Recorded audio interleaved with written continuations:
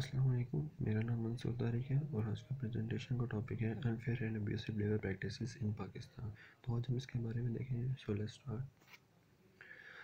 सबसे पहले हमारे पास क्वेश्चन आता है, what is unfair labour practices. Unfair labour practices होते हैं क्या?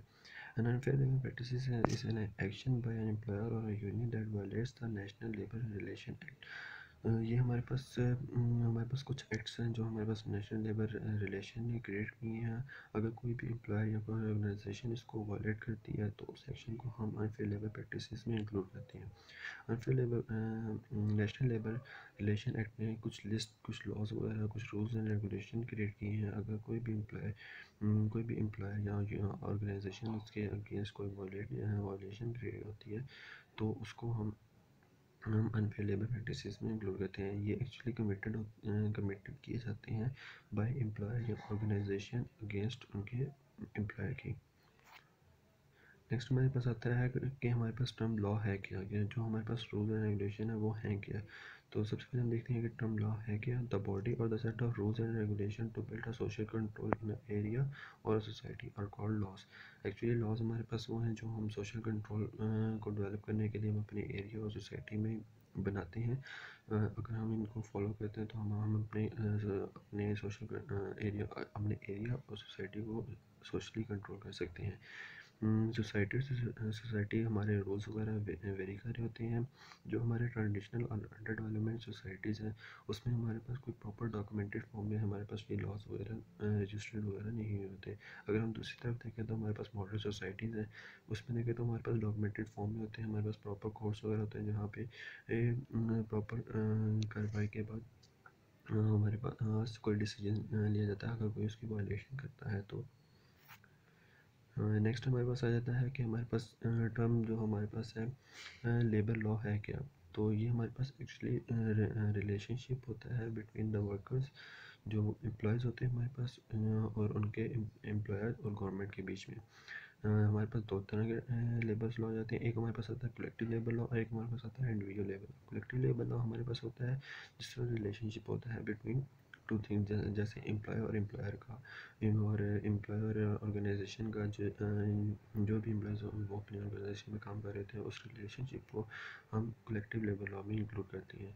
अगर हम देखें इंडिविजुअल लेबर लॉ तो वो हमारे कवर करता है कि जो राइट्स वगैरह इन्फोर्स किए जाते हैं बाय एजेंसी या by organisation to its employ within organisation. जो उस ऑर्गेनाइजेशन के अंदर जो उन्होंने लॉज वगैरह क्रिएट किए गए हैं उनको हम इंडिविजुअल लेबर लॉ कहते हैं। नेक्स्ट हमारे पास आ जाता है labour law in constitution of Pakistan. अब इसमें हमारे पास दो तरह के हमारे पास काफ़ी लेबर लॉ हैं, जिसमें सबसे पहले हमारे पास आता है आर्टिकल 11। आर्टिकल 11 में है कि prohibits all form salary force labour and child labour. तो स्लेवरी एग्जिस्ट नहीं करनी चाहिए, वो फोरबिडेड है, उसको अलाउ नहीं किया जाता। सेकंड हमारे पास है कि हम किसी भी लेबर को फोर्सली काम नहीं करवा सकते।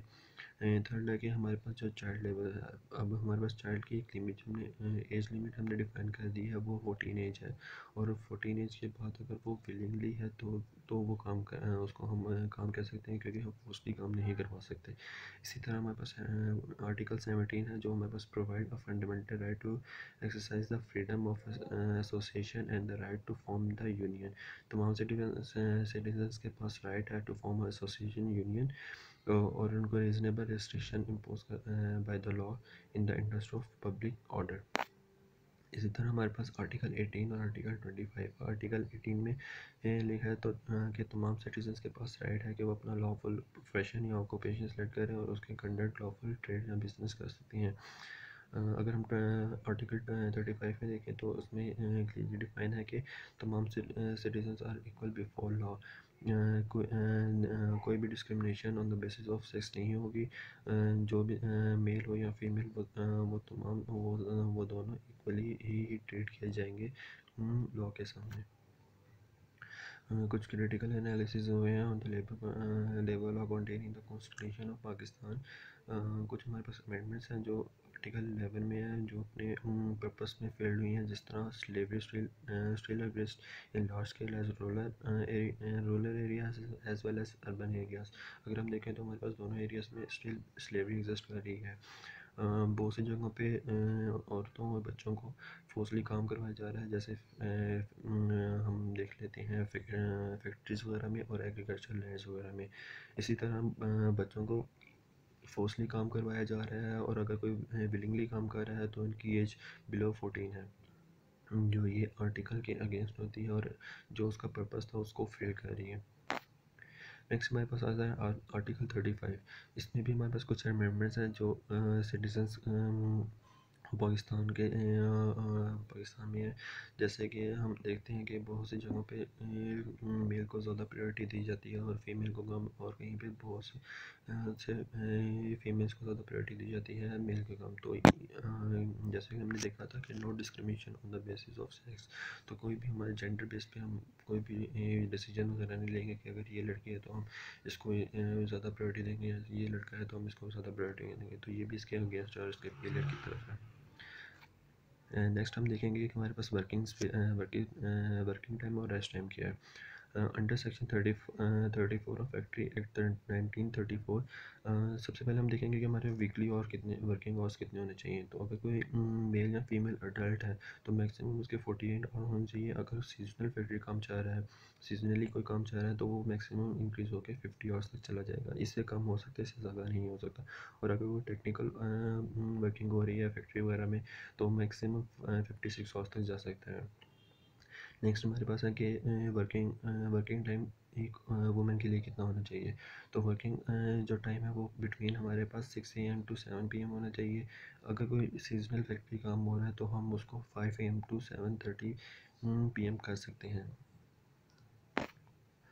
नेक्स्ट हमारे पास आ जाता है कि हमने वर्किंग टाइम फॉर चिल्ड्रन, हमने बच्चों के लिए कितना टाइम रखना चाहिए अगर वो काम कर रहे हैं विलिंगली। तो it should not be excess more than 5 hours a day. इसमें हमारे पास है कि मैक्सिमम जो बच्चे हैं वो मैक्सिमम 5 आवर्स पर डे के हिसाब से काम करना चाहिए। इससे कम इससे ज़्यादा नहीं करना चाहिए।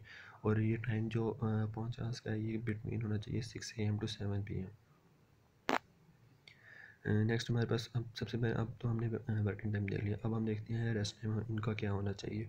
अगर तो कोई काम जो अडल्ट है वो फैक्ट्री वगैरह में काम कर रहा है तो उसका मैक्सिमम पीरियड 6 आवर्स होना चाहिए, और उसका एक्सेस 1 आवर से 6 आवर्स होना चाहिए मैक्सिमम उसका एक पीरियड। और उसके आफ्टर 6 आवर्स उसको एक ब्रेक मिलना चाहिए जो शुड बी एटलीस्ट 1 आवर, ताकि वो कंप्लीट अपना रेस्ट कर सके और अपनी हेल्थ का ख्याल रख सके, और उसके बाद दोबारा प्रॉपरली वो अपने काम में काम शुरू कर सके।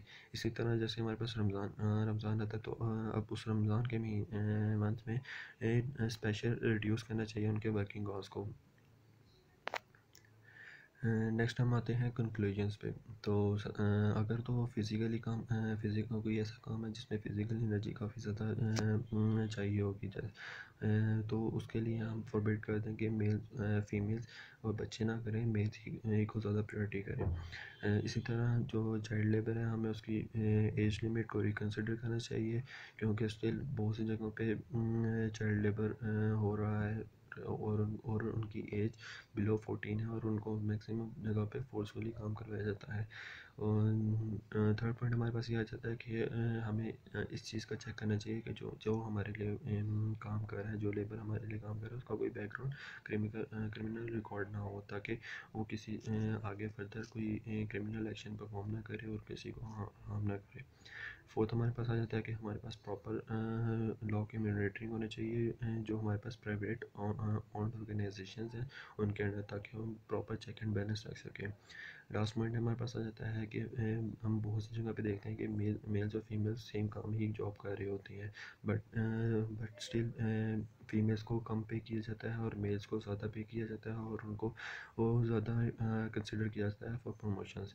अब इसी तरह अगर फीमेल्स भी सेम काम कर रही हैं तो उनको भी इक्वली रखना चाहिए, उनको भी इक्वल सैलरी प्रोवाइड करनी चाहिए और equal chances of promotion provide करनी चाहिए। Thank you. That's all from my side. Stay home, stay safe. Allah Hafiz.